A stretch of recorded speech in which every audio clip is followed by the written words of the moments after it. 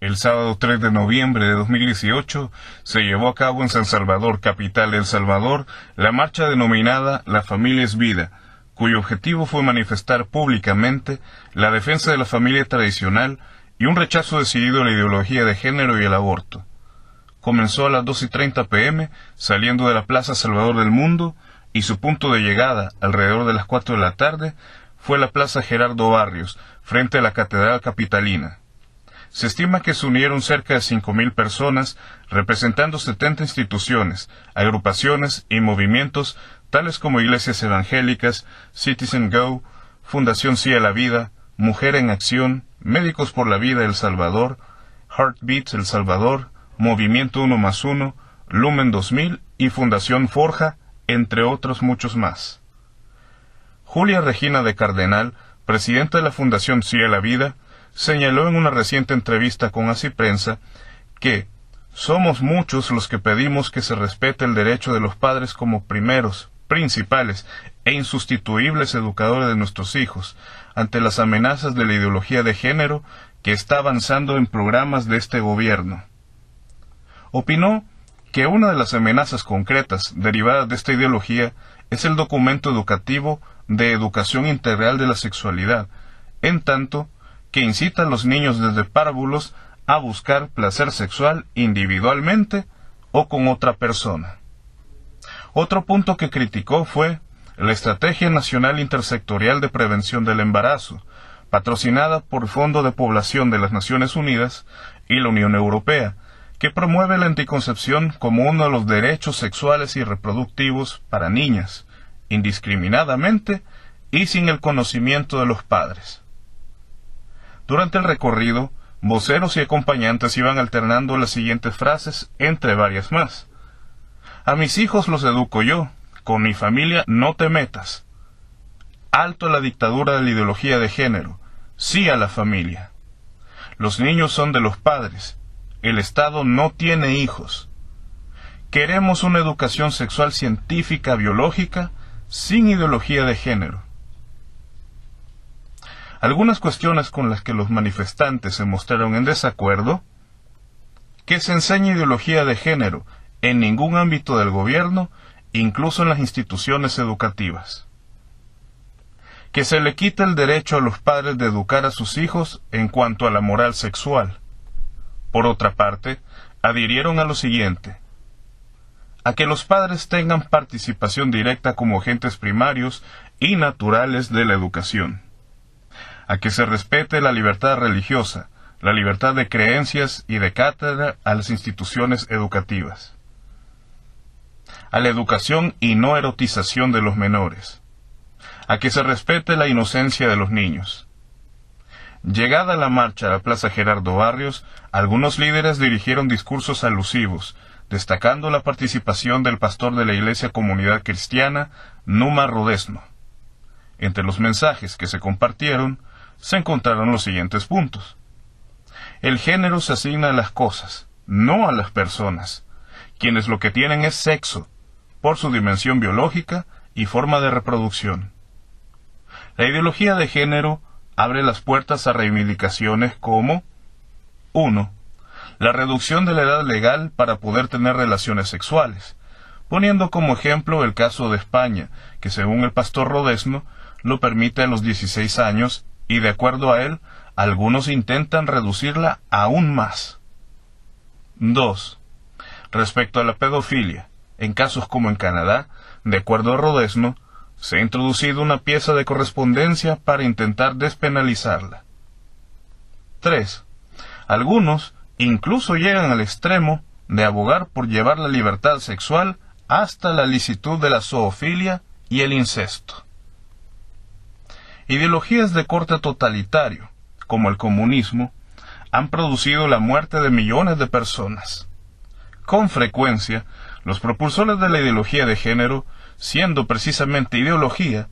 pretenden darle estatus de teoría, y bajo la capa de derechos humanos, así como de educación sexual y reproductiva, suelen fomentar el aborto como un derecho y conquista de las mujeres. Este tipo de mentalidad progresista en tanto negadora de los derechos de los seres humanos en el vientre de sus madres, ha causado mayor número de muertos que la suma de los asesinados por regímenes totalitarios. Antes de concluir esta nota, quisiera realizar algunas consideraciones. La importancia del lenguaje como vehículo conceptual y, por tanto,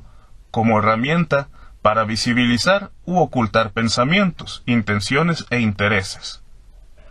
Mientras que para grupos de pensamiento conservador o tradicional,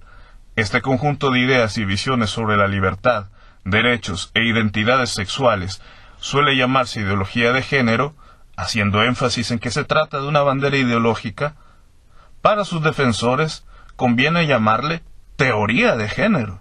como si se tratase de presupuestos con base científica, y con frecuencia prefieren impulsar estas ideas como derechos sexuales y reproductivos, incluyendo el aborto, para que, intentando ser ubicadas bajo los derechos humanos, puedan tener mayor aceptación en el ámbito cultural, así como en el legal, que es hacia donde están apuntando con mayor fuerza los liberales radicales en estos últimos años. Es de notar que la ideología de género lleva décadas de estar difundiéndose, cada vez en más ámbitos, pasando de limitados círculos académicos y culturales a ser moneda común en los medios de comunicación, e incluso constituida como orientación oficial en dependencias gubernamentales. Aunque la acción conjunta de los aparatos productores y reproductores ideológicos ha logrado que exista una parte considerable de la población en varios países occidentales que acepta los presupuestos y victorias legales que la ideología de género ha conseguido para su causa, al menos en Hispanoamérica, pareciera que la mayoría de personas no la acepta parcial o totalmente, debido a factores religiosos como culturales. El conflicto contemporáneo estriba en la diferencia irreconciliable entre las visiones e intereses, precisamente, de identidades encontradas. Frente a la reivindicación de nuevas identidades y prácticas sexuales libres de prejuicios, así como la definición particular que de persona humana hacen ideologías de carácter naturalista y materialista, chocan por otro lado pensamientos y praxis de corte religioso y tradicional, que conciben al ser humano como tal desde el momento de su concepción y, por tanto, como sujeto de derecho aún bajo esa condición. En concordancia con la biología humana, reconociendo las diferencias psicológicas, neurológicas, genitales y genéticas entre el hombre y la mujer,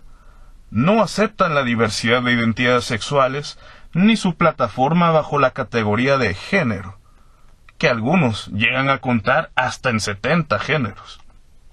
al considerar que su núcleo teórico no tiene una sólida base científica, sino que se fundamenta en la artificialidad de ingeniería social y la subjetividad. Si de suyo la ideología de género es discutible en sus aspectos teóricos, lo más preocupante se encuentra en la presión que sus propulsores ejercen no sólo para divulgarla, sino para tratar de imponerla como si se tratase de una antropología normativa y llamada a configurar la mentalidad y leyes de la civilización. De un estatus de simple corriente, que puede tener más o menos adeptos, pretende convertirse en la ortodoxia, el paradigma de la educación y de la normativa socioestatal.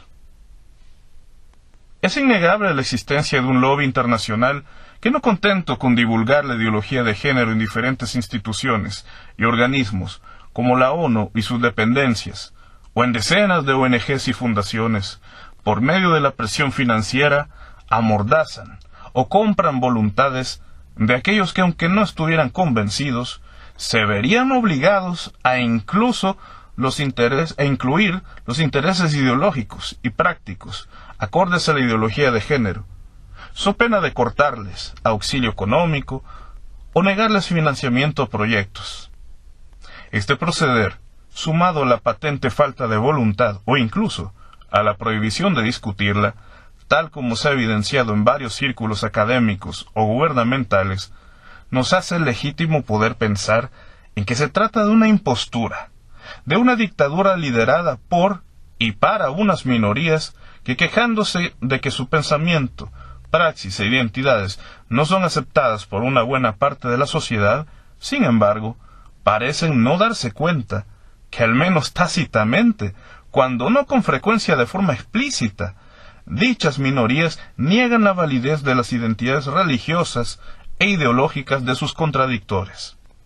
Con su discurso y en varias manifestaciones, pretenden que la moral tradicional y la religión no solo son cuestiones obsoletas, irracionales y hasta peligrosas, sino que de hecho, según ellos, no deberían poseer ningún peso en el debate público y legislativo.